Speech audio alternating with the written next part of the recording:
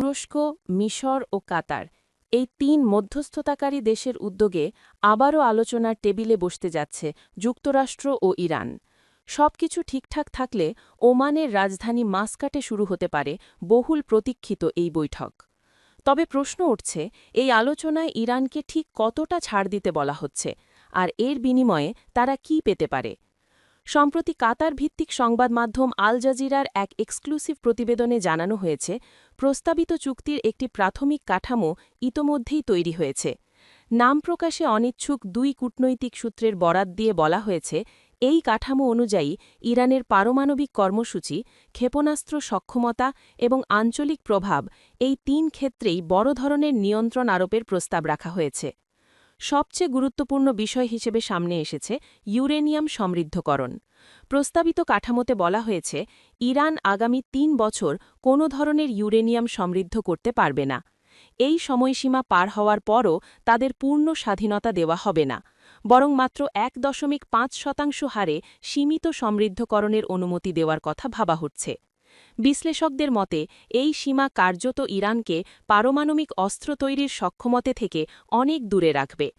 এখানেই শেষ নয়। বর্তমানে ইরানের কাছে উচ্চমাত্রায় সমৃদ্ধ ইউরেনিয়ামের একটি উল্লেখযোগ্য মজুদ রয়েছে। এর মধ্যে প্রায় ৪৪০ কেজি ৬০% সমৃদ্ধ ইউরেনিয়াম রয়েছে বলে ধারণা করা হচ্ছে। প্রস্তাব অনুযায়ী এই পুরো মজুদ তৃতীয় কোনো দেশে স্থানান্তর করতে হবে, অর্থাৎ ইরানের ভেতরে এমন কোনো উপাদান রাখা যাবে না যা দ্রুত অস্ত্র তৈরির পথে নিয়ে যেতে পারে দেশটিকে। পারমাণবিক ইস্যুর পাশাপাশি আলোচনায় বড় জায়গা পাচ্ছে ইরানের ব্যালিস্টিক মিসাইল কর্মসূচি। প্রস্তাবিত কাঠামোতে বলা হয়েছে, ইরানকে প্রতিশ্রুতি দিতে হবে যে তারা তাদের ব্যালিস্টিক মিসাইল ব্যবহার করবে না।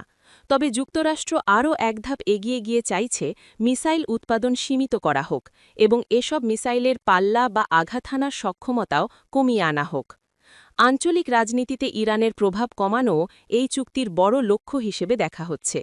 প্রস্তাব অনুযায়ী হিজবুল্লাহ বা ইয়েমেনের হুথি গোষ্ঠীর মতো সশস্ত্র সংগঠনগুলোর কাছে ইরান আর অস্ত্র বা সামরিক প্রযুক্তি সরবরাহ করতে পারবে না, অর্থাৎ প্রক্সি বাহিনীর মাধ্যমে মধ্যপ্রাচ্যে ইরানের প্রভাব বিস্তারের পথও সীমিত করতে চায় মধ্যস্থতাকারীরা। এছাড়া আলোচনার টেবিলে এসেছে একটি নতুন ধারণা, যুক্তরাষ্ট্র ও ইরানের মধ্যে একটি আগ্রাসন বিরোধী চুক্তি। সূত্রগুলো বলছে, এই চুক্তির মাধ্যমে দুই দেশ একে অপরের বিরুদ্ধে সরাসরি বা পরোক্ষ সামরিক পদক্ষেপ থেকে বিরত থাকার প্রতিশ্রুতি দিতে পারে, যদিও বিষয়টি এখনও প্রাথমিক পর্যায়ে রয়েছে। তবে সবচেয়ে বড় প্রশ্ন রয়ে গেছে, এই কাঠামো নিয়ে যুক্তরাষ্ট্র ও ইরান কী ভাবছে। মধ্যস্থতাকারী দেশগুলো প্রস্তাব দিলেও এখনও প্রকাশ্যে কোনো পক্ষই তাদের চূড়ান্ত অবস্থান জানায়নি। অতীতে বহুবার আলোচনা ধেঁসতে যাওয়ার অভিজ্ঞতা রয়েছে, সেই ইতিহাস মাথায় রেখেই এবার সবাই সতর্ক অবস্থানে রয়েছে। যুক্তরাষ্ট্র দীর্ঘদিন ধরেই বলে আসছে, শুধু পারমাণবিক কর্মসূচি নয়, ইরানের মিসাইল সক্ষমতা ও আঞ্চলিক গোষ্ঠীগুলোকে সহায়তার বিষয়গুলো চুক্তির আওতায় আনতে হবে। অন্যদিকে ইরান বারবার জানিয়েছে, তাদের প্রতিরক্ষা সক্ষমতা নিয়ে কোনো আপোস করা হবে না। ফলে প্রশ্ন থেকেই যাচ্ছে, এই চুক্তি কি মানবে ইরান? মাস্কাটের আলোচনায় কি বরফ গলবে, নাকি আবারও আলোচনা শুরু হওয়ার আগেই থমকে যাবে সবকিছু? মধ্যপ্রাচ্যের রাজনীতিতে এই বৈঠক কতটা বড় পরিবর্তন আনতে পারে, সেদিকেই এখন তাকিয়ে আছে গোটা বিশ্ব।